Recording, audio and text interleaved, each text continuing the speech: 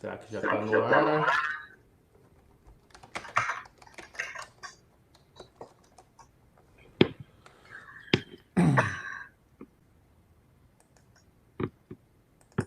Tem alguém que está com caixa de som aí porque eu estou ouvindo eco da minha voz.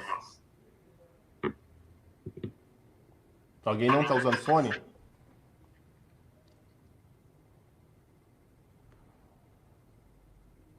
Alô, pessoal, vocês estão nos ouvindo? Eu estou ouvindo perfeitamente. Então vamos começar, né? Acho que já o pessoal tá entrando aí. Dá boa noite para todo mundo que está nos ouvindo. Boa noite especial pro professor Olavo de Carvalho. Boa noite pro Paulo Briguet. Boa noite Boa pro noite. Bernardo Kister. Tá? Essas pessoas maravilhosas aí que formam, né, a mente perversa por trás do Brasil Sem Medo. Tá? E queria agradecer também a todos que estão nos ouvindo, né? E todos os 440.886 indivíduos que acessaram o Brasil Sem Medo nessa semana. São 440 mil indivíduos, não são acessos, né? São acessos individuais. 440 mil pessoas que participaram da nossa Semana do Brasil Sem Medo. Né? Que foi essa semana que nós criamos, a Semana do Leitor Sem Medo, aliás. Que foi essa semana que nós criamos para mostrar o que é o jornal, né, o Brasil Sem Medo, lançar o nosso novo site, agora ele arrumado, né, sem as gambiarras de antes, funcionando bonito, rápido, mais bem organizado, sem os bugs, né, o pessoal conseguindo assinar sem ter problema, conseguindo fazer os logins sem ter nenhum problema, e o nosso aplicativo para smartphone, né, saiu para Android, era para ter saído o da Apple também essa semana, mas vocês sabem como é a Apple, né? Na Apple tudo é mais difícil, então a Apple enrolou lá e até agora não liberou o nosso aplicativo na plataforma deles, mas acho que deve sair essa semana. Então fiquem ligados, a gente vai avisar também nas redes sociais e no site. Bom, a live de hoje, né, o assunto de hoje, né, como não poderia deixar de ser, é essa crise do coronavírus. Mas a gente não vai ficar perturbando o Olavo falando de doença. Né? Então nós não vamos falar da doença aqui do coronavírus. Vamos ficar falando que vocês precisam lavar a mão, né? Não pode ficar abraçando os velhinhos, nada disso. O nosso interesse, né, são nas mudanças e no impacto, nosso interesse, né, nas mudanças no impacto geopolítico que esse fenômeno vai causar, ou já está causando, né? E também nas suas causas geopolíticas. Tá? É tentar entender o impacto político que essa epidemia tem no mundo. Tá? Afinal, aparentemente era só uma gripe, né? Mas que resultou numa espécie de ação coordenada ou descoordenada, dependendo do ponto de vista, no mundo todo. Né? E o que a gente aparentemente tem visto, que a gente tem notado bastante, e que está sendo ignorado, sobretudo pela mídia brasileira, eu acho que o único que falou a respeito no Brasil foi o Lucas Mafaldo, num artigo que saiu hoje no Brasil Sem Medo, né, sobre a real solução para a epidemia. A única solução que foi encontrada até agora, né, que é decisiva para conter a doença, que são as fronteiras nacionais. Tá? O que a gente tem visto é que o, o liberalismo, né, ou o globalismo, como as pessoas querem entender, né, sobretudo da União Europeia, né, tem fracassado, tem se mostrado impotente para resolver a crise. E vários países, né, têm tomado medidas drásticas para soluções locais para resolver o problema internamente. E a principal delas é algum tipo de controle de fronteira. Né? A menina dos olhos de todo o projeto da União Europeia e, de certa maneira, de todo o globalismo é o mundo sem fronteiras, né? De portas abertas. Né? E a gente viu, né, essa semana teve a votação da União Europeia, do Parlamento, para fechar as fronteiras externas da União Europeia. Mas mesmo dentro da União Europeia, nós começamos a ver uma série de atitudes independentes. Né? Vários países se fechando, né, como a Espanha, a Itália, a Alemanha, que é o grande cérebro, né, do globalismo europeu, né, da União Europeia, não chegou a fechar as fronteiras, mas fez uma coisa muito interessante, né, do ponto de vista do nacionalismo, que foi proibir a exportação de equipamentos médicos e medicamentos para os países da União Europeia e de fora da União Europeia. Ou seja, a Alemanha produz uma série de equipamentos que são necessários, né, no tratamento de pessoas, né, que estão nos países com crise, com epidemia dentro da Europa, mas a Alemanha falou assim, bom, nós somos tudo aqui irmão, né, tudo globalista, tudo sem fronteira, mas no momento de crise, os alemães primeiro. Então não vamos vender equipamento, vamos segurar para o uso interno da população, né? E além disso, a própria Angela Merkel, ela admitiu que a coordenação entre os países deu errado e que de fato as soluções nacionais estão sendo mais eficazes do que uma solução de burocratas dentro do parlamento europeu, né? Além disso, teve duas declarações importantes. Uma foi me desculpe, eu esqueci o nome da parlamentar, mas ela é a presidente do Partido Nacional Populista da Finlândia, né, o partido da direita finlandês, o Partido Nacionalista, e ela é do Parlamento Europeu, né, e ela foi muito clara, assim, com a epidemia do coronavírus ficou claro que o globalismo entrou em colapso. E o Nigel Farage, na Inglaterra, escreveu um artigo no Daily Telegraph, né, comentando o mesmo assunto, do mesmo ponto de vista, dizendo que, né, agora mais do que nunca ele tem certeza de que a opção da Inglaterra de sair da União Europeia foi correta, né, demonstrando a incapacidade dos países europeus de se defender do coronavírus de maneira articulada, né, assim, a União Europeia, né, ele termina dizendo uma frase que é muito forte, assim, agora somos todos nacionalistas. Tá? Então, esse é o assunto, né, e queria perguntar para o Olavo, né, logo de cara, como ele vê, né, essa situação toda, sobretudo, né, a situação em que a China nos colocou. Né? A China criou o problema, né, o Eduardo Bolsonaro falou essa semana, a mídia brasileira tentou criar um escândalo, foi onde já se viu colocar a culpa na China, quando a mídia do mundo inteiro já tinha dito, desde de fevereiro, que a culpa de fato era da China, porque a China escondeu dados, passou informações imprecisas para a Organização Mundial da Saúde, o que atrasou muito as atitudes, né, para conter o avanço da epidemia dos países ocidentais. Então, se todo mundo inteiro sabe que a culpa de fato é da China, né, mas menos os jornalistas brasileiros. Então, assim, a pergunta que eu faço para você é como que você vê, professor, né, eu não sei se é orquestração chinesa, ou pelo menos a incapacidade chinesa de lidar com uma epidemia desse tamanho, esconder os dados, dado que é uma ditadura, onde as informações não correm livremente. E como você vê assim, a situação que a China colocou o mundo agora? Né? Acho que está sem som aí. Eu não acho muito justo culpar unilateralmente a China, quando obviamente se trata do empreendimento do esquema russo-chinês, o bom e velho esquema comunista russo-chinês. Hoje mesmo saiu um relatório da União Europeia mostrando a atuação criminosa da Rússia ao divulgar falsas informações, fake news, pelo mundo inteiro, criando a onda de pânico. A onda de pânico não veio de Pequim, a onda de pânico veio de Moscou. Vejam lá, eu coloquei um link para esse negócio lá na minha página, procure, está lá um relatório da União Europeia, não sou eu que estou dizendo. Quer dizer que essa onda de pânico ainda é um dos bons e velhos erros da Rússia, anunciados por Nossa Senhora em 1914. E o pessoal ainda não entendeu que isso existe realmente e que vai continuar, né, enquanto nós não tomarmos uma providência. Então, é esse o ponto. Quer dizer, você tem uma... qual é a maior companhia, a maior entidade especializada em espalhar fake news no mundo? E com quase um século de experiência nisso.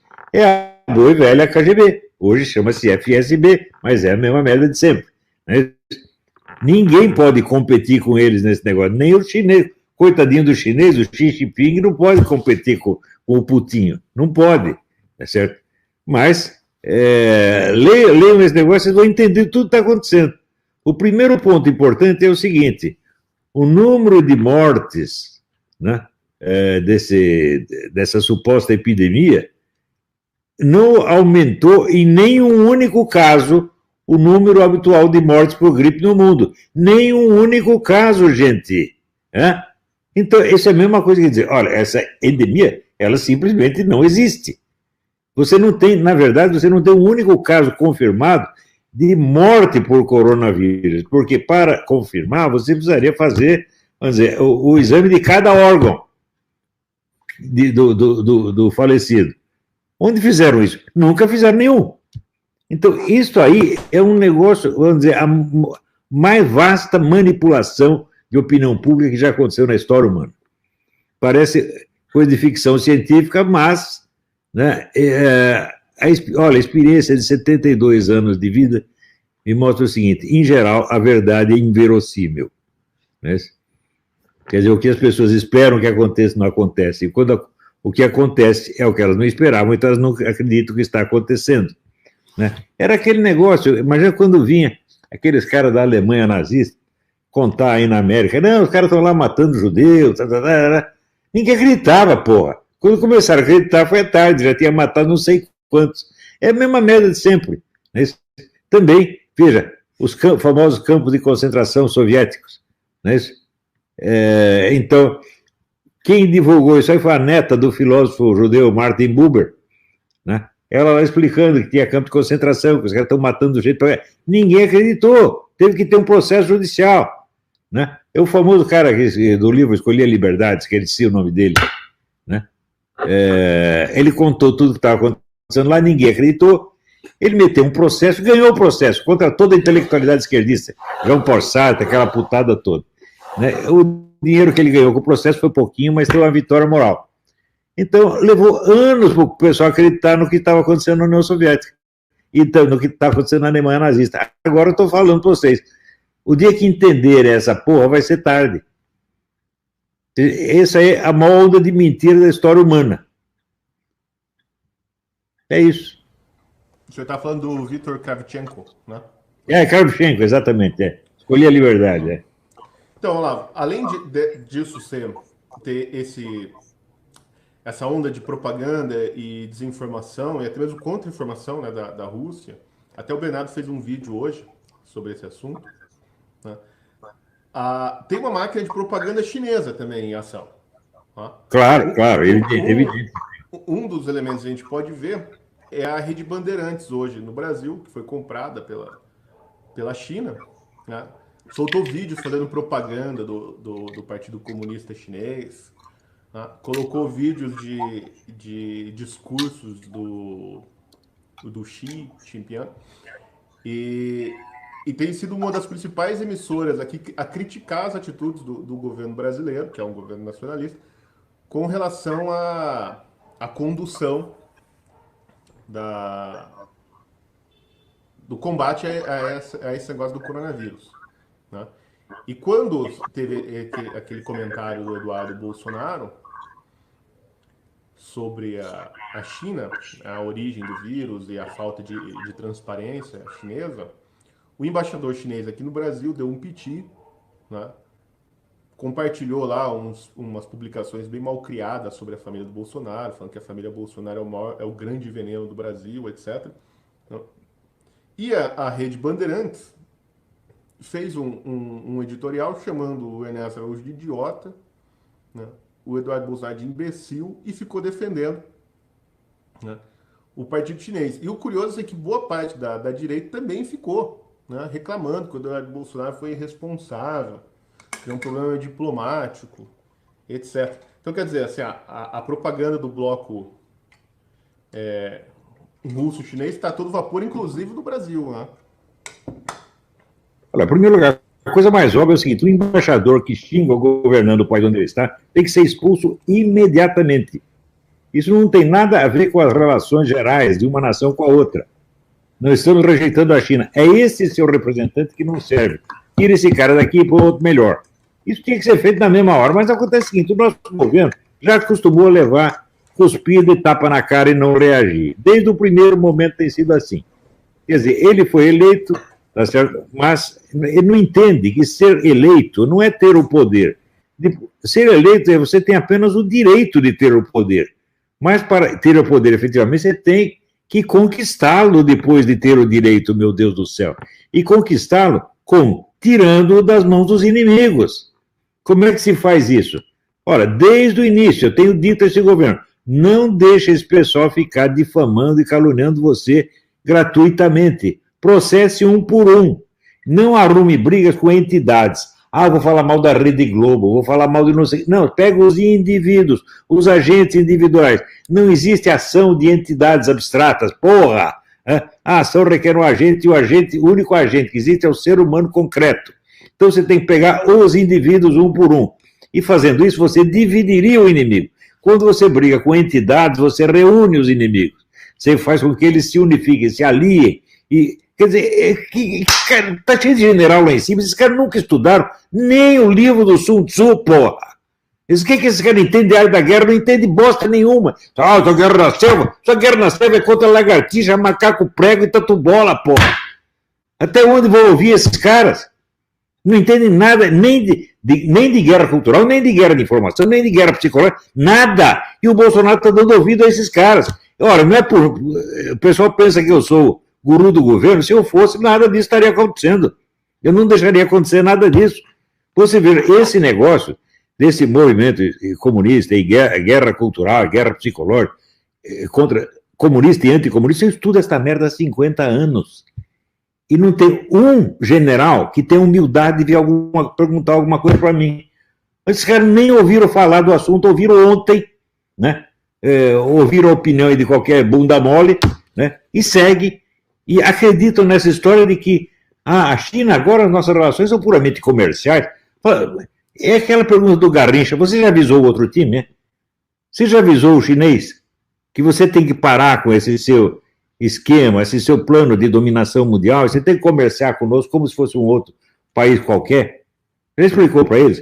Esses generais, esses assessores do Bolsonaro, não leram sequer os livros dos generais chineses que explicam o plano chinês de dominação mundial. Não leram nada, eles não sabem o que a FSB está fazendo hoje, não sabem o que o Serviço de Inteligência Chinês está fazendo hoje. Qualquer sargento do Serviço de Inteligência Chinês dá de 10-0 em todos os generais brasileiros reunidos. Tem que acabar com essa porra essa idolatria das Forças Armadas. Ah, estamos alertas. Que palhaçada é essa, gente? Porra, vamos ser sinceros uma vez na vida. Acordem, porra. Então, veja, agora, é claro que esse seu Doriana, lá em São Paulo, e esse seu Saad, é claro que são traidores, não é traidores do Bolsonaro, são traidores da pátria, meu Deus do céu, estão vendendo o Brasil para a China. A atitude da China com relação aos países da América Latina, especialmente o Brasil, atitude colonialista. Veja, se o governo americano interferisse na política brasileira como os chineses estão interferindo, meu Deus do céu, a esquerda inteira estaria berrando contra o imperialismo americano, mas contra o imperialismo chinês pode. Ao passo que o famoso imperialismo americano está ausente do Brasil há 40 anos, pelo menos. Você não tem sequer a famosa, vamos dizer, diplomacia pública, né? Quer dizer que quando falam mal do país, o embaixador reage. Há quantos anos, quantas décadas, você não vê um embaixador americano defender os Estados Unidos quando são atacados? Não, nem isso eles fazem. Quer dizer, o que caracteriza a ação americana no Brasil é a sua total ausência, né? Ao passo que o chinês está ocupando tudo, está comprando tudo. E não é de hoje, meu Deus do céu. Olha, eu já vejo, 20 ou 30 anos atrás, eu acompanhei certas negociações, os chineses comprando pedaços do estado da Bahia, que caberia o estado de São Paulo lá dentro. Estão fazendo isso há muito tempo e ninguém se tocou ainda. Você acha que isso é comércio normal? Não, isso não é comércio normal. O Brasil está se transformando, você não é apenas fornecedor de matéria-prima. Ele está na parte, como é que se diz, nessa negociação, ele é sempre a parte inferior. E quer ficar na parte inferior por quê? Porque tem gente ganhando dinheiro com isso. Né? Os amiguinhos do Doriana estão tudo ganhando dinheiro com isso. E isso, para eles, é o que eles chamam de pragmatismo. Pragmatismo é dinheiro no bolso deles, porra. E o país que se dane, o país que se foda, o país que morra. Vocês não estão percebendo ainda? Né? Ô, generais, acordem, porra. Agora você vê que essa história de positivismo, de isentismo, estão malucos. Né? Ah, não pode ter ideologia. Falo, vai dizer isso para a esquerda. Por que só a direita não pode ter ideologia? Porque vocês trabalham para a esquerda, seus bosta. Não sabem, mas trabalham. Não tem ideia, não tem cultura. Veja, o cara que acha, por exemplo, que o comunismo é ideologia, é um analfabeto. O comunismo é uma cultura mundial, meu Deus do céu, não é uma ideologia. Ele tem 500 ideologias lá dentro. Eu ontem mesmo estava comentando isso. Se você pegar, desde a Primeira Guerra Mundial, praticamente todas as narrativas da Primeira Guerra Mundial que se impregnaram na mente popular no mundo inteiro eram comunistas. Praticamente todas. Você pega lá, era o Gilles Vallée, o L'Enfant, era o Henri Barbusse, era o Máximo Gorki, era essa gente que produziu. A imagem da Primeira Guerra foi criada pelos comunistas. A imagem não que tem na União Soviética, a imagem que tem nos Estados Unidos, que tem na Inglaterra. Quer dizer, quando você pega a força da influência soviética na literatura ocidental, você veja, eu escrevi uma vez um artigo, A Mão de Stalin está sobre nós. Veja, o pessoal pensa, esquema gramsciano, gramsciano caralho. Quando o Gramsci começou a pensar essas coisas, o Stalin já estava fazendo muito antes. Perto do Stalin, o Gramsci era um bosta, era um coitadinho, tá entendendo? Quem inventou a ofensiva cultural soviética, inventou e colocou em ação foi o Stalin muito antes de que, coitado do Gramsci, parasse de usar fralda. Tá entendendo? Então, agora, se os próprios interessados nisso aí, os caras que são representantes da inteligência nacional, né, generais, brigadeiros, etc., não sabem nada disso, nós estamos ferrados, gente. O problema do Brasil é isso, é a ignorância. É ignorância orgulhosa. Eu até estava lembrando, quando morava em Petrópolis, a gente conhecia um menininho que dizia assim, eu sou burro com muito orgulho. Sabe como ele terminou? Ele arrumou um emprego no narcotráfico e morreu baleado. Quer dizer, justificou o orgulho de ser burro. Quando ele vê um sujeito inteligente e culto, esse pessoal odeia. Eles têm ódio ao conhecimento. E ódio aos portadores do conhecimento. Mas eles adoram o portador de títulos. Isto sim. Então, é tudo uma questão de ascensão social. O conhecimento não vale bosta nenhuma. O que vale é qual é o cargo. Né? Então, toda essa mentalidade vai acabar com o Brasil, gente. Eles vão dar ouvidos para o quê? Paulo Roberto de Almeida, que não sabe nem que existe uma política globalista. Mas ele é professor não sei do que, na universidade da puta que eu pariu. Então vamos acabar com essa palhaçada, gente. Ou nós começamos a encarar os problemas seriamente, e paramos com esse culto das posições, dos cargos, dessa beleza exterior, ou o Brasil vai acabar. Você acha assim que o Doriano liga alguma coisa para o Brasil? Esse cara só quer saber do dinheiro dele, meu Deus do céu. Vocês não perceberam ainda? Quer dizer, o cara que num dia está lá, é Bolsodória, e no dia seguinte já está querendo matar o cara, fala, porra. Se ele mudar de ideia, por exemplo, ele trair uma aliança, eu digo, bom, pelo menos deixa passar 10 anos, né? Quer dizer, eu fui mudando de ideia. Não, do dia para a noite. Ele, a Pepa, não sei mais quantos, esse Fruta, cara ridículo, que nem o pinto dele é de verdade, porra. Como é que leva o cara a sério, porra? Quer dizer, onde não aparecem essas figuras grotescas, né? Você veja, vamos lembrar uma coisa, gente, nós elegemos presidente da República um estuprador de cabritas, O cara confessa que comia cabrita, e todo mundo vota nele. E pior, a revista Veja botou uma vez ele na capa, ele fazendo imposição de mãos nos coitadinhos do Nordeste. Era o poder curativo dos reis, era Luís XIV abençoando lá o povão. Veja, nós chegamos a esse ponto, porra. O que você espera que aconteça depois disso? O que vocês acham? Tem alguém no governo capacitado para discutir com o chinês? Não tem.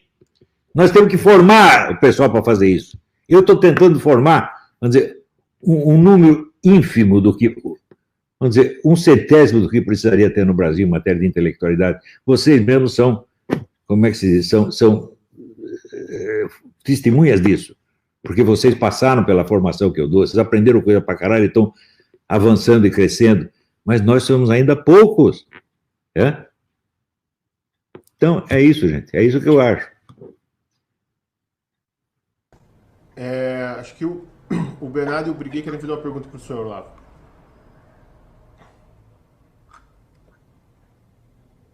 Não estou ouvindo. O microfone estava mudo aqui. Tá bom. Professor, a gente viu exatamente essa realidade que o senhor comentou, ou seja, da China comprando tudo. Eu estava conversando com um amigo meu que trabalha no setor elétrico, né, de energia aqui do Brasil, numa empresa chinesa muito grande, e ele me mandou informações interessantes, eu não posso dizer quem é, coitado, para preservá-lo, senão acho que os chineses mandam ele para a vala. Ele falou que os chineses estão não só dominando, começando a dominar todo o setor elétrico de São Paulo, mas começando a fazer isso em todos os estados brasileiros, ou seja, eles estão tomando uma parte essencial da infraestrutura nacional. Ou seja, mesmo que o Brasil, vamos dizer assim, comece a romper relações comerciais de exportar grão e escambau, os caras vão ser dono da energia que mantém o Brasil simplesmente funcionando. Se os chineses derem um plique, cortou simplesmente tudo. Né? E diz que estão comprando tudo, comprando várias indústrias e usinas de energia e criando um centro de inteligência para concentrar todas as informações das usinas e manter as informações lá. E as usinas e as turbinas e tudo que eles estão fazendo aqui no Brasil não estão pegando aço nem nada daqui. Diz que vem tudo da China, ou seja, esses filhos da mãe, em vez de favorecer aqui a nossa nação e a indústria nacional, né, eles estão pegando tudo da China, ou seja, estão pegando dinheiro de lá, trazendo para cá, pegando o nosso dinheiro do povo brasileiro e levando de volta para a China. Porque, no meu entender, a China sabe que vai quebrar, né, e estão tentando jogar a base financeira para fora para tentar se sustentar depois que o regime ruir. A pergunta é a seguinte, professor, considerando esse cenário que está bem complexo, o senhor acha que existe alguma possibilidade das soberanias nacionais, né, os países que estão focados mais no nacionalismo, como Brasil, Hungria, Polônia, Estados Unidos, etc., saírem fortalecidos, Inglaterra, dessa situação? Ou a coisa já foi para a cucuia? Eu não sei responder essa pergunta, mas há algo que eu sei. Quando o sujeito fala assim, problemas globais requerem soluções globais, ele mostra que não sabe o que é um problema e que não sabe o que é uma solução. Porque a expressão solução global expressa uma coisa que não existe. Nenhuma ação é global, gente. Se você cria um plano global, você está lá em Genebra, sei lá, está em Roma, está em Nova York, está em Washington, e você cria um plano global, para esse plano entrar em ação, ele tem que se diversificar por uma infinidade de agentes individuais locais. Esses agentes é que vão pegar a mão na massa e vão ter que adaptá-lo a milhões de situações locais completamente diferentes umas das outras. Então, ação global não existe, porra. Só existe ação local. Né? Ação global só tem... Eu conheço quem sabe fazer ação global. Quer que eu conte? É Deus. Deus age de maneira universal e onipresente. O ser humano não. Ele só age no lugar onde ele está. Quer dizer, a esfera de ação no ser humano é sempre limitada. É isso? E, portanto, toda solução de qualquer coisa pode refletir uma teoria geral, mas será sempre ação local, diversificada. E isso acaba de ser provado pela enésima vez. Quer dizer, os caras, vamos acabar com as fronteiras nacionais, mas de repente aparece uma epidemia, o que eles fazem? Fecha as fronteiras nacionais. Esse é um bando de palhaço, porra. Esse homem da Organização Mundial da Saúde, ele não lê as estatísticas da Organização Mundial da Saúde. Se ele lesse, ele saberia o que eu estou dizendo. Né? Você faz as contas, veja o número de pessoas que morrem anualmente de gripe e me diga se aumentou. Não aumentou nenhum caso. Tá certo? Então, eles anunciam um negócio que há um risco de sobrecarga do sistema de assistência médica. Esse risco existe, é claro que existe. Por que existe? Se você assustar todo mundo corre para o hospital. Daí você começa a fazer o quê? Assusta todo mundo e diz para não ir para o hospital. Que brincadeira é essa? Isso é estimulação contraditória.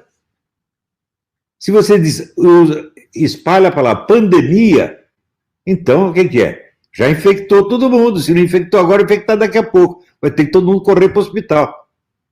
E daí você mesmo explica. Não, o problema não é a mortalidade, o problema é a sobrecarga do sistema hospitalar, a qual ele mesmo está provocando com este mesmo ato, naquele mesmo momento, gente. Quer dizer, o que é isso? Isso é o total desrespeito à inteligência humana. Nada disso foi discutido de maneira séria. Então, é claro que a gente toma, vamos dizer, providências mínimas, né? Por haver um risco teórico, por exemplo, eu não gosto que esses dias os meus netinhos vêm aqui, tá certo? Eu não estou contaminado, mas vai saber, posso estar contaminando eles, coitadinho, né? Ou eles podem me contaminar. Pode acontecer. Mas você espalhar isto, essa mentalidade de resguardo, de autodefesa pelo mundo inteiro, e depois alertar contra a sobrecarga do sistema hospitalar, não, isso é piada demoníaca, gente. Né? Ou seja, não faço exatamente isso que eu estou mandando fazer. É estimulação contraditória. Né? Então, olha, essas autoridades, esses organismos internacionais, esses caras são bandidos, gente. Né? Já faz muito tempo que esses organismos já foram totalmente ocupados por agentes do esquema russo-chinês. Eles mandam nesse negócio, porra. Agora, se você pensar assim, quem manda na cultura americana, eu digo, o esquema russo-chinês, manda desde a década de 30. É uma coisa impressionante. Eu digo isso por quê? Porque eu estudei caso por caso. Né?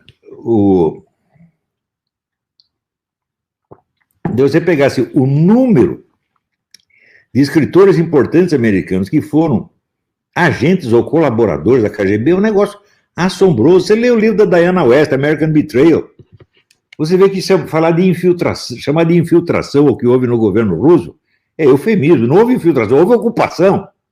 Veja, quando formaram a CIA, veja, de onde sai a CIA? Sai do OSS, Organização do Serviço Secreto. A Organização do Serviço Secreto foi formada durante a guerra, num tempo em que a União Soviética era aliada dos Estados Unidos. Então, ninguém ia investigar para ver se o agente era comunista.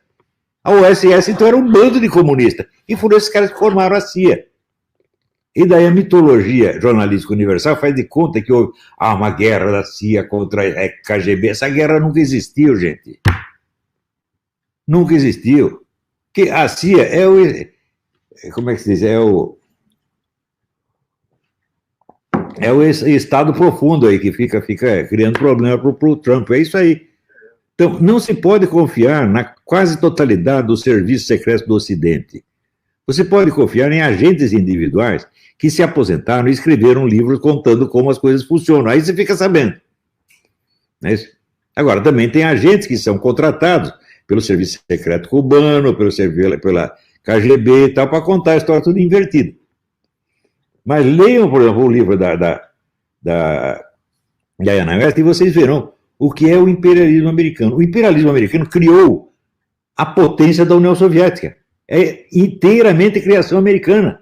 A economia soviética, você veja, qual era o sistema econômico da União Soviética? Vou responder a você, ninguém sabe. Por quê? Porque todas as estatísticas soviéticas eram falsas. Todas. Hein? Se tem alguma, está escondido na KGB, mas ninguém sabe. Agora, o que se sabe, se você ler o livro da Diana West, você vai ver que os Estados Unidos ajudaram a União Soviética mais do que ajudaram qualquer outro país. E nunca receberam um tostão de volta. Eles criaram o poder soviético. E o poder chinês foi criado por 3 pessoas. Richard Nixon, Henry Kissinger e Bill Clinton. Nenhum dos 3 foi fuzilado até hoje. Na época do Clinton ainda se discutia, a gente deve ajudar um país, né, que não respeita os direitos humanos. Daí vinha a resposta liberal clássica. Não, com a economia de mercado vem a liberalização política e a China virará uma democracia maravilhosa, amiga dos Estados Unidos.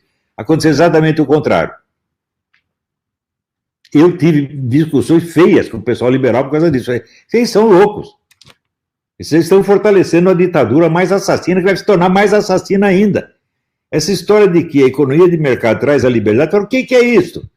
Não é, a economia de mercado não traz a liberdade. Ela precisa da liberdade. Porque sem a liberdade, ela se transforma num meio de opressão. Por um meio muito simples, você destrói todos os demais controles sociais e humanos, controles religiosos, controles morais, controles jurídicos, fica tudo na mão da economia. Então, só os critérios econômicos é que são aceitos como realistas. Outro dia estava até o Paulo Guedes, que eu respeito muito, aprecio muito o que ele fala, ele dizendo, não tem perigo da China botar aqui uma estrada de ferro, porque depois quando o chinês for embora, ele não vai levar a estrada de ferro. Claro que ele não vai levar a estrada de ferro, ele também não vai embora. Ele botou a estrada de ferro para ele ficar aí, pô. Você acha que ele deu a estrada de ferro para nós? Está brincando? Que é isso? Então, pelo critério econômico, você nunca vai entender isso. Você pode estudar economia há 50 anos. Isso não é um assunto de economia, meu Deus do céu. Isso é um assunto de estratégia político-militar. E, sobretudo, estratégia da guerra psicológica, guerra cultural, que esses caras nunca estudaram na vida. Você vê, esse assunto foi retirado das academias militares no tempo do Zé Sarney. Sarney vivia cercado de comunistas e os caras botando minhoca na cabeça dele o tempo todo. E ele tirou essa disciplina de guerra revolucionária das academias militares. Todas as gerações militares, a partir daí, não sabem nada a respeito. E quando aparece algum cara dando palpite, é porque ele leu na revista do CFR, ou coisa assim. Né? Então, você vê... E os nossos jornalistas, então? O nível de desinformação deles a respeito é um negócio monstruoso. Ontem mesmo estava lembrando esse episódio do Cílio Bocaneira. Quando eu fui escrever no Globo, eles fizeram um programa na Globo, né? Uma espécie de homenagem ao Cílio Bocaneira, correspondente deles não sei onde, né? E convidaram vários colunistas do Globo para fazer perguntas para o Cílio Bocaneira. E eu fiz a seguinte pergunta: Cílio, o que você acha desse uso de correspondentes internacionais como agentes de serviços de inteligência, né, que é um fenômeno universalmente conhecido? Resposta dele: nunca ouvi falar e acho que não tem o menor cabimento. Então, é o caso da opinião instantânea. Ele toma conhecimento do assunto naquele momento e já tem opinião formada. E jornalista brasileiro é isso, general brasileiro é isso, especialistas brasileiros, qualquer coisa, se 1 centímetro fora da especialidade que ele estudou na universidade, ele não sabe nada. Agora, quem estudou essas coisas que eu estou falando? Eu conheço eu. Conheci também o general Sérgio Coutinho, né, que estudou isso, alertado por mim, começou a estudar essas coisas, escreveu 2 livros sobre a estratégia gramsciana, que não abrange nem 1/1000 do território, é só um pedacinho, e morreu amargurado porque os colegas dele de Forças Armadas não prestavam atenção no que ele está dizendo. Todo mundo ali acha que sabe, o pessoal ia lá para jogar ping-pong no clube militar, né, falar de mulher, né, e é isso. Outro dia um amigo meu, que eu não posso dizer quem é, disse: olha, conversa entre esse pessoal é assim, é conversa de menino punheteiro de 11 anos. Só fala de sacanagem, só fala de mulher, porra. É isso. Não tem interesse cultural, não tem interesse em conhecimento. Tem horror ao conhecimento, mas adoro os diplomas, adoro os títulos. Enquanto não mudar isso, gente, o Brasil não tem condição, tá certo, de conversar com o chinês. Conversou com o chinês, ele já meteu a mão no seu bolso, tomou tudo que você tem, e você nem percebeu. Ainda tem gente, leva lá, dá 10% pro Doriano, o Doriano diz que é tudo maravilhoso. É isso. Briguê. Professor, tudo bem? Tudo certo? Tudo bem. Olha, eu me lembrei do Dr. Segadas, né? Aquele personagem do Lima Barreto. Ele vê o Major Quaresma lá com a estante de livros do Major Quaresma. Ele olha e fala assim: mas isso é um absurdo. Para que tanto livro se ele não tem diploma? Né? Podia ser nem bacharel. O doutor Segadas é uma espécie de símbolo da intelectualidade brasileira hoje. É o doutor Segadas. É o nome desse personagem. Mas eu queria dar aqui uma visão de cronista, professor, sobre o que está acontecendo agora. Tá? Eu estou fazendo um diário aí, um diário da quarentena. Aqui, o Brasil está em quarentena, né? Não sei se o senhor já sabe disso. O Brasil inteiro está em quarentena. E o que acontece? Aqui eu moro em Londrina, né, no Paraná, onde o Silvio e o Bernardo também moram. E aqui em Londrina nós tivemos, nos últimos dias, um fenômeno inacreditável. Virou uma cidade fantasma.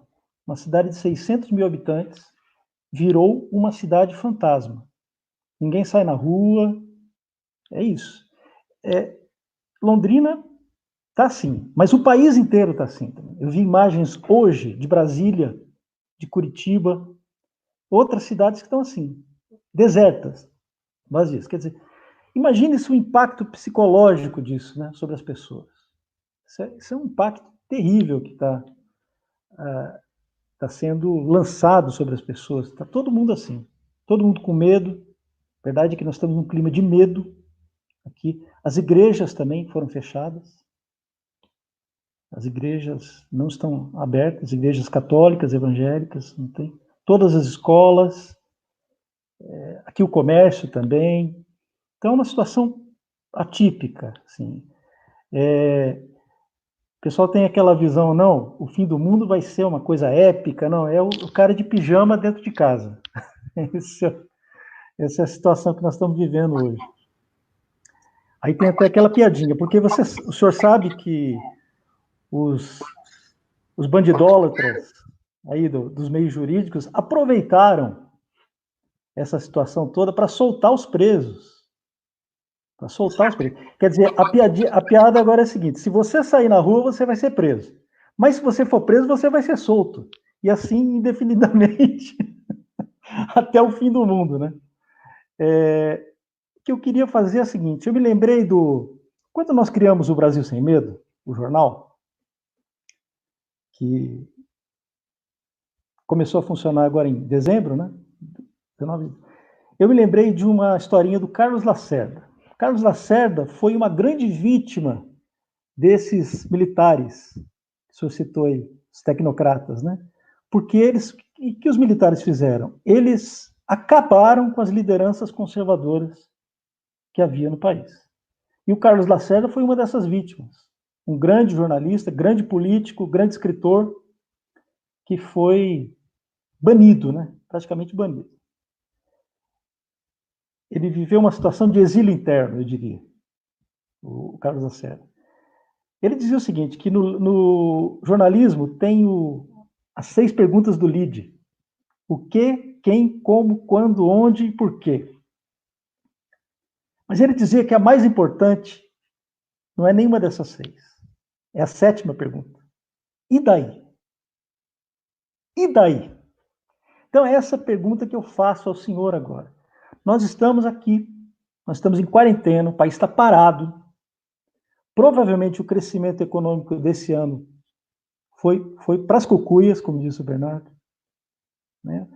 A gente está vivendo uma situação totalmente atípica e o governo, assim como o governo Trump, o governo Bolsonaro também teve que adotar medidas, porque senão ele seria massacrado ainda mais do que já é.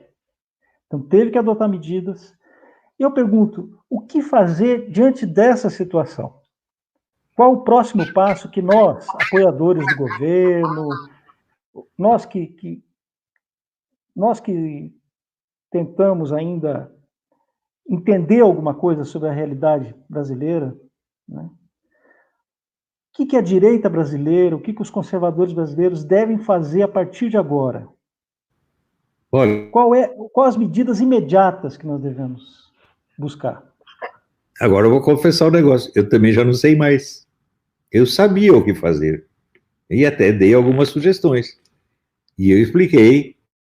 É o seguinte, você ser eleito não lhe dá o poder, apenas lhe dá o direito de exercer esse poder, tão logo você conquiste os meios materiais de exercer o poder. Você ter um cargo é apenas um meio jurídico. Quer dizer, você tem o direito, mas não quer dizer que você tenha o poder. O poder você tem que tomar das mãos de quem o tem. Poder é meios de ação. Quem tem os meios de ação? O Congresso tem, a mídia tem, as universidades têm, ou seja, a esquerda tem. Então você tem que tomar deles primeiro e depois você resolve os problemas do país. Agora, aqui nós temos a reforma administrativa, temos a reforma não sei o quê, temos não sei o quê, papapá, estamos abrindo estrada, etc. E quando vão ter o poder na mão? Nunca. Então você vai só levar porrada o tempo todo e tudo que você faça de bom vai ser negado. E é o que está acontecendo. Agora, eu penso, cadê os especialistas em... Os caras não sabem que política é exercida o poder? Hã? O que eles acham? Hã? O que eles acham que é ser presidente da República? É você assumir o cargo e você já tem tudo na mão? Não, é claro que não é assim. Então, primeira coisa que o governo tem que fazer, quebrar as pernas dos seus inimigos. Como? Fazendo intervenção militar, golpe militar? Claro que não, isso é uma bobagem. O golpe militar já foi dado, os militares já estão ocupando Brasília. Né? Legalmente ocuparam Brasília. Tá certo? Mas eles têm meio de ação? Não têm, porque eles não sabem conquistá-los. Né? Eles apenas ocupam cargos. Cargos são nomes de responsabilidade. Cargo não é poder, gente. Poder é o seguinte, quantas pessoas te obedecem? Esse é o problema. Né? Quem obedece vocês na mídia? Ninguém. Então, Diga você, o que disser, o que vai sair na mídia é o contrário. Pronto, 80% do seu poder já acabou aí. Não é isso? E no Congresso? No Congresso você tem lá apoio de 30%, o outro lado vai ganhar sempre. Daí não adianta você ficar choramingando. A gente manda proposta de reforma, eles não aprovam, eles atrasam tudo. Fala, pô, por que você não meteu... Pega a lista de todos os políticos envolvidos em falcatrua, processa todos, na hora que tiver 10 processos nas costas de cada um, eles vão ficar bonzinhos. Jornalista, a mesma coisa. Não saia falando mal da Rede Globo, porque aí você unifica o poder da Rede Globo. Todos os caras que trabalham lá vão tentar defender a organização para não perder emprego. É óbvio. O que você faz? Ataque indivíduos. Né? Seu fulano, dona fulana. Pega lá os processos, você pode não ver que os caras movem o processo, 10 processos nas costas, um em cada estado, o sujeito está desativado. Era uma coisa simples de fazer. Eu tenho outras ideias também que se pode usar. Não vou contar para não entregar o serviço. Mas, se viesse me perguntar, eu teria dito isso. Agora, a mídia fica dizendo que eu sou o guru do governo, porque ela sabe que eu não sou. E porque ela morre de medo de que eu me torne isso. Então, para evitar que essa tragédia aconteça, eles já dizem, isso é tudo culpa do guru do governo, seu Olavo de Carvalho. É um negócio impressionante. Outro dia não veio essa besta desse rapaz lá do cara, não sei o que, de Castro Rocha, dizer que tudo que eu escrevi sobre guerra cultural é baseado no Orville. Meu Deus do céu, o Orville é um livro escrito pelo pessoal, agente de inteligência dos anos 80, é só besteira. Cara que ainda acredita que os comunistas estão lutando pela ditadura do proletariado. Ninguém no movimento comunista fala em ditadura do proletariado desde os anos 60. Já acabou isso aí, porra. E é assim, quer dizer, é um prodígio de ignorância. Né? O brasileiro, a ignorância do brasileiro chega a ser genial, você está entendendo? É um sinal de genialidade, ninguém consegue ser tão burro assim. Eu sou burro com muito orgulho, é isso mesmo. Todos vocês, generais, são todos burros com muito orgulho. Se não, viram perguntar para mim. Quando estavam lá lutando para formar o Ministério da Defesa, eu tive vários debates com generais e coronéis, gente de Estado-Maior. E eu disse para eles, faça esse ministério e vocês vão acabar batendo continência para comunista. Não, imagina, isso é teoria da conspiração. Já tive 5 ministros da defesa comunista, membro do Foro de São Paulo, e está lá os generais todos. Sim, senhor, sim, senhor, sim, senhor. Ainda elogiando os caras. O que vocês entendem de política, de guerra cultural, de guerra? Nada. O que você entende de guerra? Entende guerra na selva contra macaco prego e tatu-bola. É isso. Né? Guerra na selva. Quantos aviões do narcotráfico vocês derrubaram até hoje? Nenhum. Então pronto. A guerra na selva é um símbolo. A guerra na selva é uma prática escolar que você faz. Não é uma coisa real. A guerra não está sendo na selva, meu filho. Né? A guerra com a China está sendo na selva. O que essa prática de guerra na selva ajuda você contra a China? Nada. Se Cuba fosse invadir o Brasil pela Amazônia, sim. Mas Cuba não vai fazer isso. Não fez, não está fazendo e não vai fazer, porque não é louco. Então, tudo que os milicos estão aprendendo não é o que precisaria saber. O senhor tem muita razão nisso, Olavo. Quando a gente vê o que é um general no Brasil, a gente percebe que um sujeito lá, um militar, ele não vira general por méritos militares, né, de grandes feitos militares, de bravura, de coragem, etc. O generalato é alcançado no banco de escola, né? O sujeito vira general porque ele fez um curso aqui, depois ele faz outro curso lá, faz um curso de paraquedismo, um curso de sobrevivência na selva, um curso de primeiros socorros, um curso de montanha, etc. E ele vai ganhando, cada vez ele ganha um adesivinho na farda dele, e aí o sujeito que mais tem cursinhos, ele vira general. Então, assim, ser general no Brasil é uma atividade escolar, como o senhor bem colocou. Né? E escola, como a gente sabe, o ambiente escolar é um ambiente artificial, né? Ele é criado artificialmente para ter exercícios, tarefas, provas, mas não um ambiente de contato com a realidade. Né? É por isso que o senhor falou, né? Os nossos generais estão viajando. Né? A definição do poder é quem te obedece. Né? O problema é assim, os generais que estão em Brasília, os nossos generais palacianos, o problema deles é que nem as pessoas que estão submetidas ao cargo deles as obedecem. Né? Só ver o tanto de besteira que vaza de dentro do palácio. Né? e que, infelizmente, levanta suspeita contra os próprios generais. Quando você vê colunista do Estadão e do Globo falando de coisas que são de conversas privadas de dentro do palácio, fala, bom, tem alguém vazando, né? Se não é o próprio general, algum subordinado dele. Então, quer dizer, nem os subordinados obedecem, né?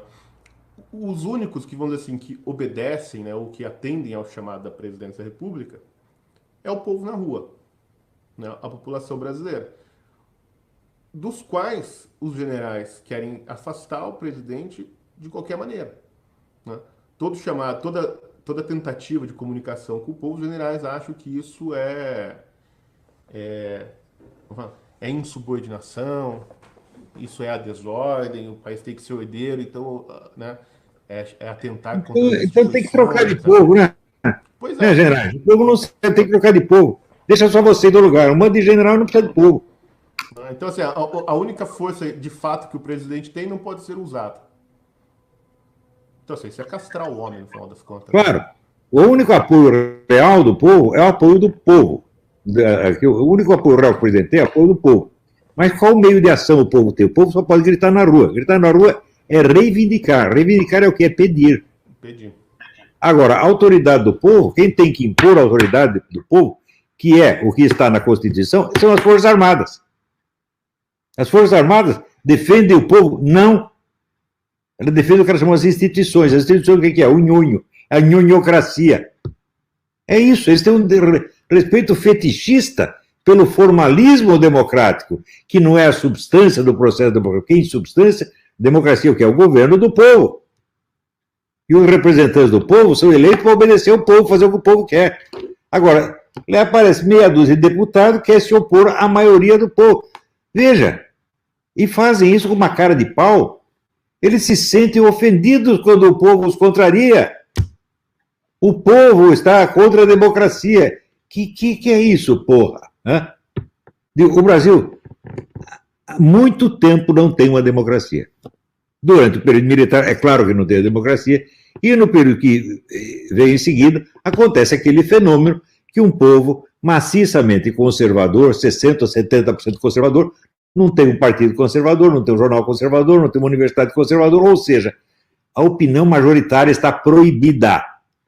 Só a opinião da elite é que é permitida.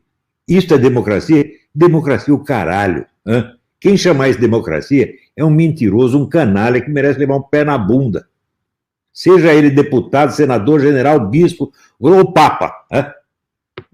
A democracia brasileira é uma mentira. Você tem um controle ditatorial da opinião, porra. Só a elite escolhe. Veja, tanto que eu dizia, o primeiro candidato que ousar defender a opinião majoritária do brasileiro será eleito, é claro. Você defende a opinião da maioria, a maioria vota em você. Mas antes tinha esse problema, o povo conservador vota em candidato de esquerda. Por quê? Só tem candidato de esquerda, porra. Quem escolhe os candidatos é a elite. É um esquema entre petista e tucano, é só isso que decide. Então não há espaço para outras opiniões, não há espaço para isso na mídia, nas universidades, no Congresso, em parte alguma. A opinião majoritária esteve proibida durante meio século.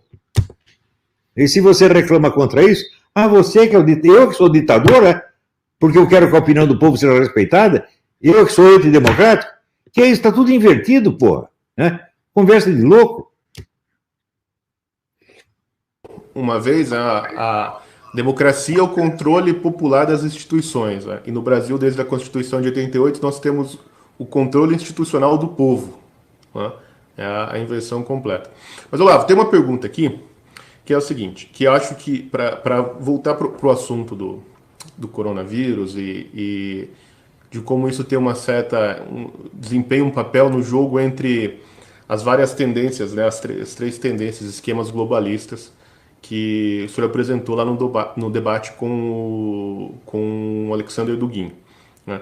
Então, a primeira coisa que chama atenção é o seguinte, do ponto de vista do bloco russo-chinês, né, bom, o vírus, né, a epidemia veio lá de dentro, alguma cagada que aconteceu dentro da China, né, e veio a máquina de propaganda russa, chinesa e também cubana, que a gente não pode esquecer que Cuba anda dizendo aí que descobriu a cura, agora está enviando médicos para a Itália A Rússia também está enviando médicos para a Itália. E a China, como a Alemanha parou de vender equipamentos médicos para tratar dos seus próprios doentes, a China agora começou a exportar e emprestar respiradores, medicamentos, equipamentos, etc., para a Europa, para salvar a Europa.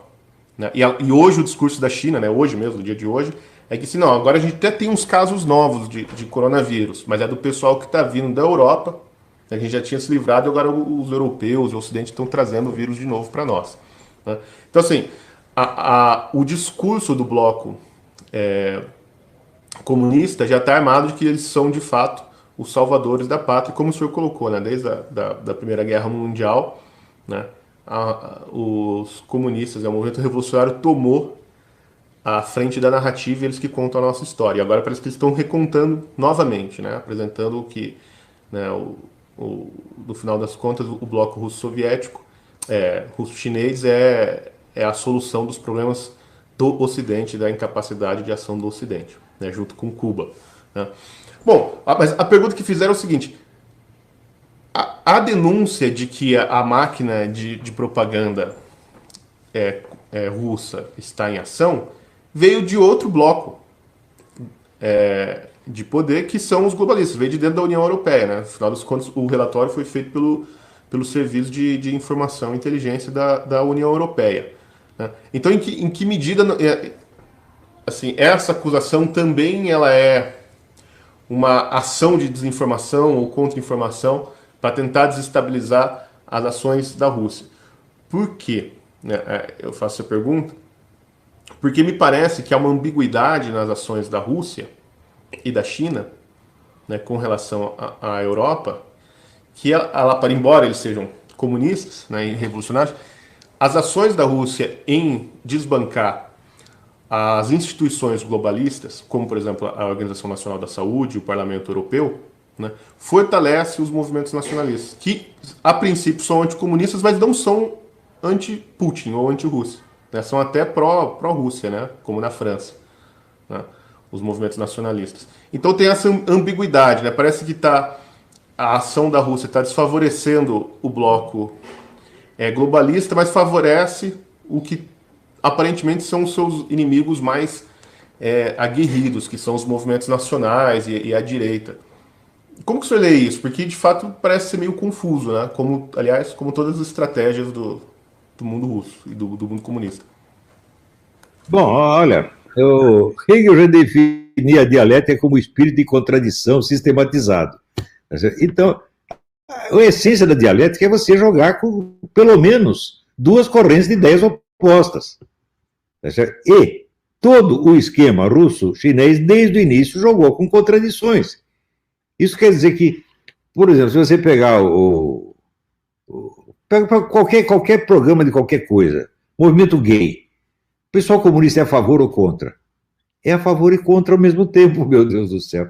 Vai usar o movimento e a oposição a esse movimento como forças para produzir um terceiro resultado, que é do interesse nem dos gaysistas, nem dos anti-gaysistas, mas que é de interesse do movimento comunista. Eles fazem isso em tudo.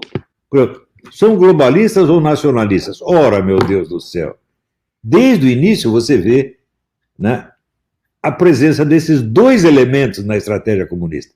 Eles fomentam o nacionalismo e fomentam o globalismo. O que interessa para eles é o seguinte, é manejar o sentido total da história. É uma coisa que ultrapassa infinitamente a capacidade dos nossos economistas e sociólogos, etc., etc., né? Que pensam assim na escala da sua especialidade e do seu momento. Mas eles não, eles estão pensando no movimento global da história humana. Eles dirigem isso, é isso que eles querem dirigir. Claro que falham, claro que às vezes fazem cagada, dá tudo errado, mas eles têm a capacidade de manipular isso e de jogar com essas oposições que tanto encantam e fascinam o público ocidental. Por exemplo, você é a favor ou contra o gaysismo? Você entrou nisso, você já é um idiota.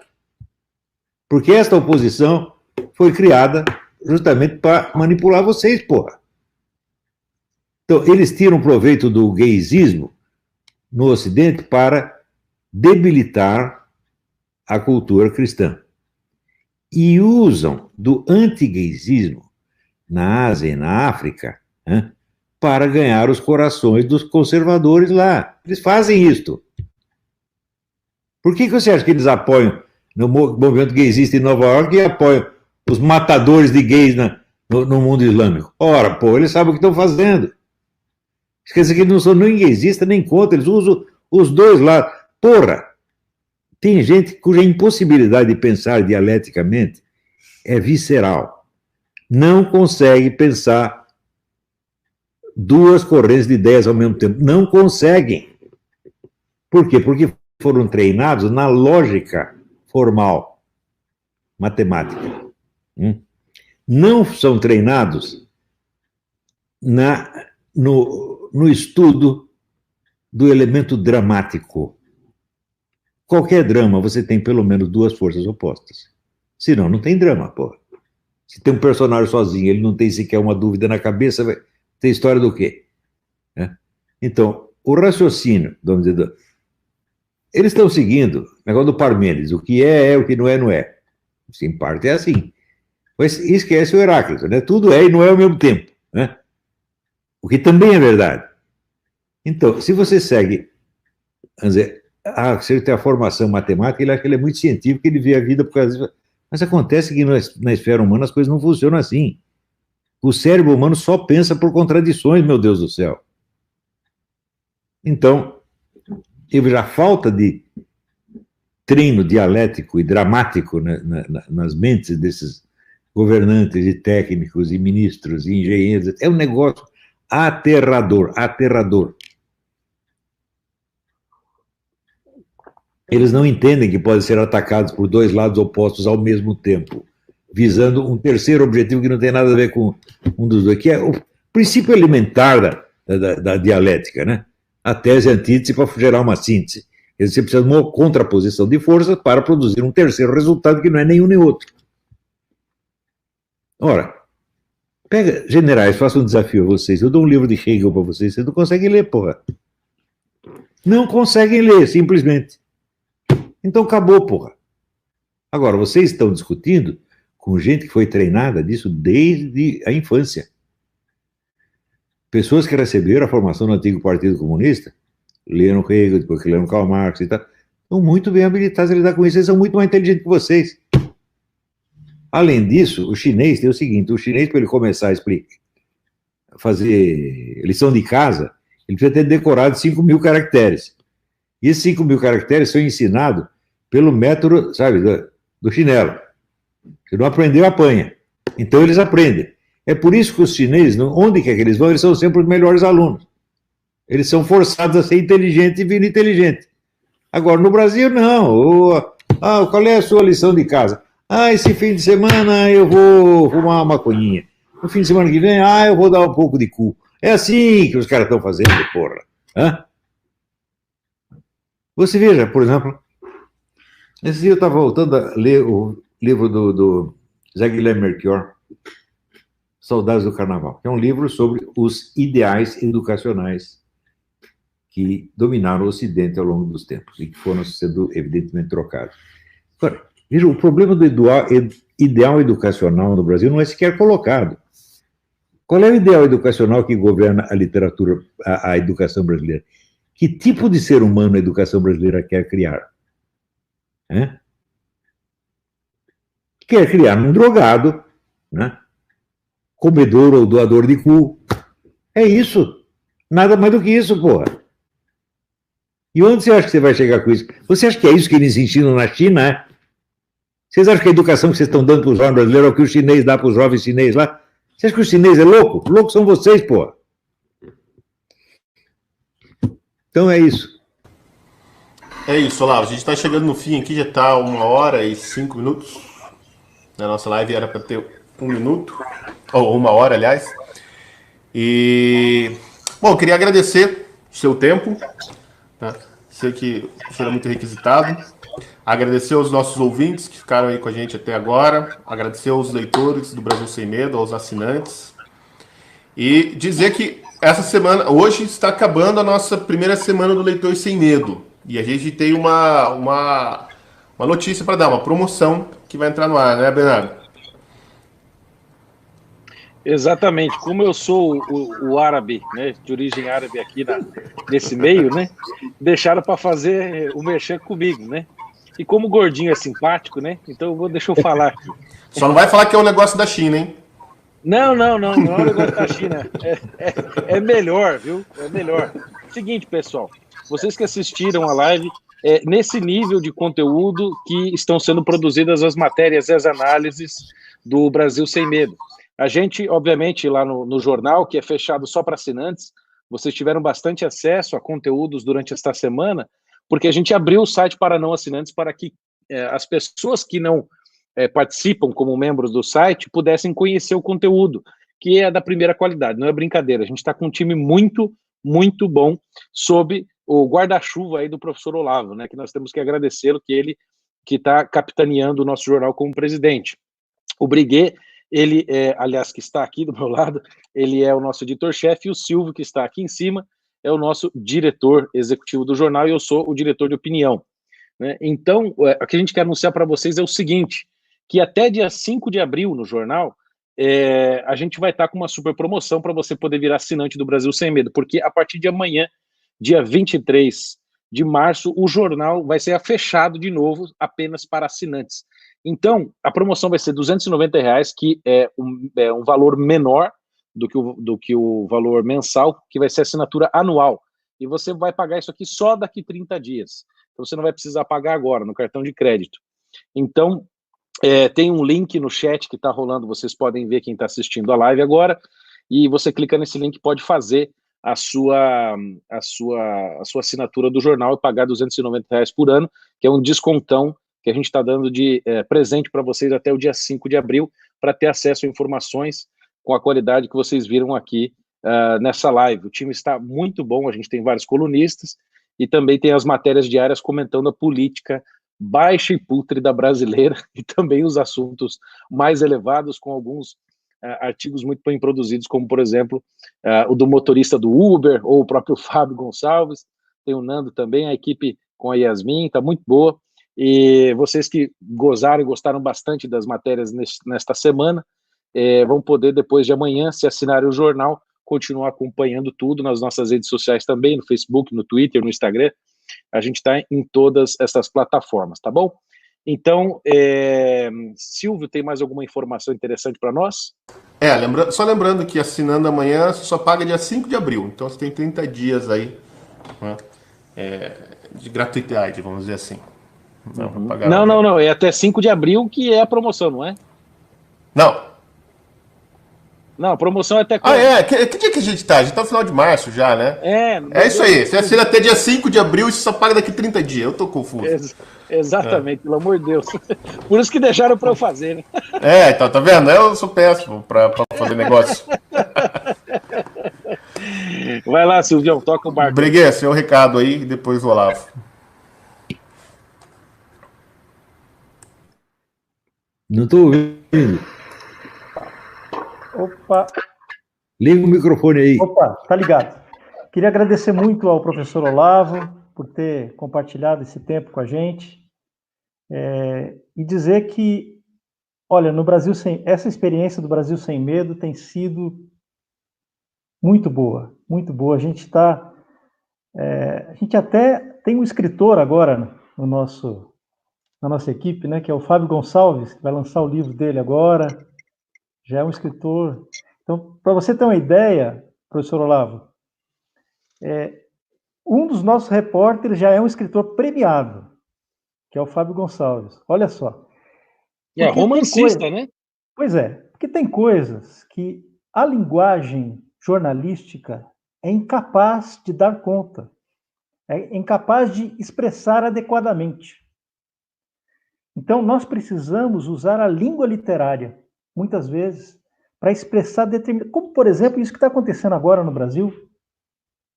Quer dizer, os instrumentos da linguagem midiática, eles não são suficientes para dar conta do que está acontecendo hoje no Brasil.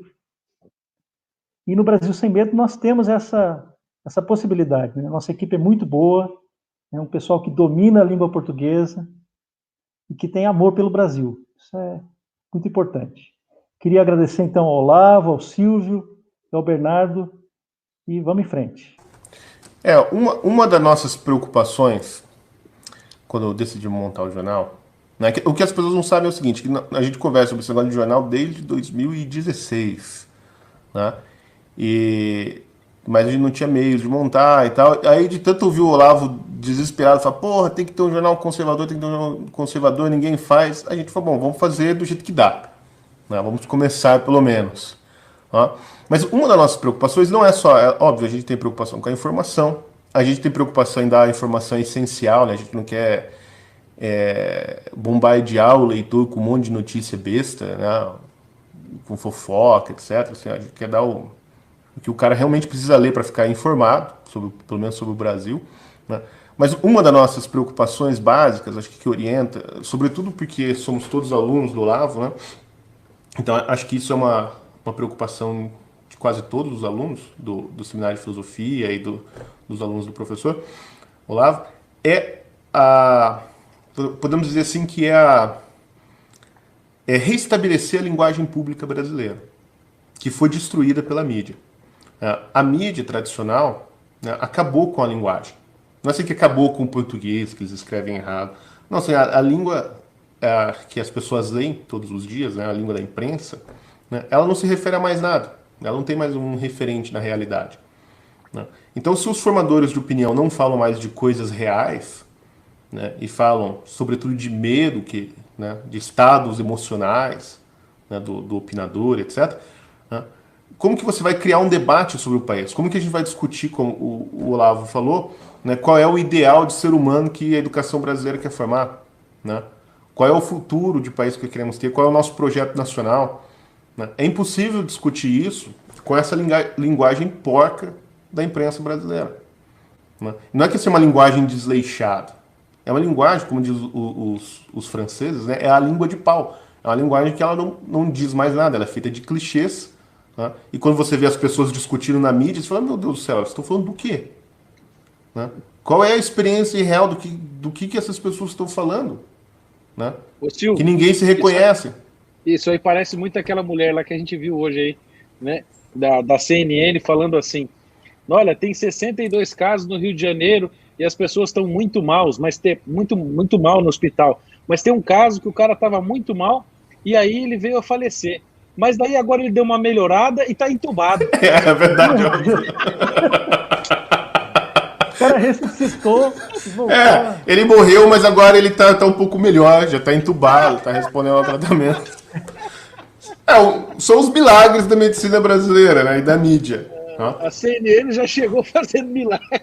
Então, assim, a imprensa criou a própria mídia criou um déficit mental que é causado pelo uso, né, corrupto da linguagem. Né? E uma das missões que o Brasil Sem Medo se colocou desde o início é recuperar a discussão pública brasileira por meio da restauração da linguagem, ou seja, falar algo que faça sentido. Não é falar o que o povo quer ouvir, mas é falar o que faça sentido. Fala assim, pô, o que a gente está falando, né? As pessoas leem e falam, é isso aqui mesmo que está acontecendo. Mas, Silvio, é falar de objetos reais.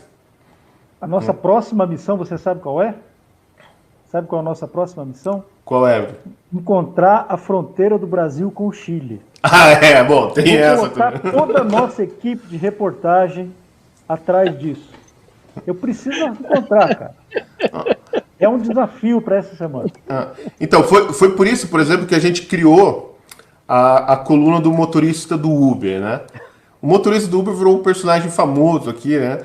Que, como vocês se lembram, quando teve a entrevista com o Sérgio Moro no Roda Viva, né, a jornalista do Estadão mandou essa. Né? Eu estava vindo para cá e conversei com o motorista do Uber, ele disse que o senhor vai virar presidente da República e vai ser impeachmentado. Eu falei, o motorista do Uber é o maior comentarista político do Brasil, né? E aí, a coluna do motorista do Uber é de humor, né? O que a gente faz? O nosso colunista, o motorista do Uber, ele recorta as manchetes mentais da imprensa brasileira e comenta fazendo piada, porque é a única maneira de tratar essa gente, né? É pelo humor, né? O nosso exemplo lá é o Karl Cross, né? É fazer a zoeira em cima dessa mongolice que virou a imprensa brasileira. Então tem coisas assim que parece que são engraçadas, mas quando você vê no volume, assim, é preocupante. Quando você vê, por exemplo, o Guilherme Amado colocando lá como manchete assim, inimigos de Sérgio Moro dizem que Bolsonaro pode demiti-lo. Aí o subtítulo, né, da manchete. Os funcionários de dentro do palácio dizem que Bolsonaro pode demitir Sérgio Moro se ele der motivo. Não dá pra dizer que é fake news, né? A gente fica até feliz que se o Moro der no motivo, o Bolsonaro tem mais que demitir. Mas o acúmulo dessas besteiras, o volume é tão grande que a gente começou com uma coluna por semana, agora temos duas, né? Porque a produção de besteira da imprensa é muito grande. Né? Para que a gente faz isso? Para tentar, de fato, restaurar essa linguagem, mostrar assim, que as pessoas estão falando besteira atrás de besteira. E obviamente, vai todo mundo ficar maluco. Então, o Brasil Sem Medo, gente, ele não é só apenas um jornal, a gente tenta ser também uma vacina para a inteligência brasileira. Né? Guiados e orientados sempre sobre tudo aquilo que a gente aprendeu, né, ao longo desses 11 anos de curso online de filosofia do professor Olavo. É isso, professor. Dá o seu recado para os nossos espectadores, nossos leitores, que já estão se passando da hora. Então é isso aí, gente. Olha, muito obrigado a vocês três, né, o Paulo, o Bernardo, o Silvio. Né? É sempre uma alegria estar com vocês e ver, assim, eu estou muito, muito orgulhoso do que vocês estão fazendo. Os três são meus alunos, né, tem muitos outros colaboradores também são. Estão fazendo um belíssimo trabalho. Isso aí, se existe algum futuro no jornalismo brasileiro, o futuro está aqui. Então é isso aí, gente. Que Deus abençoe a todos. Tchau, tchau. Até mais.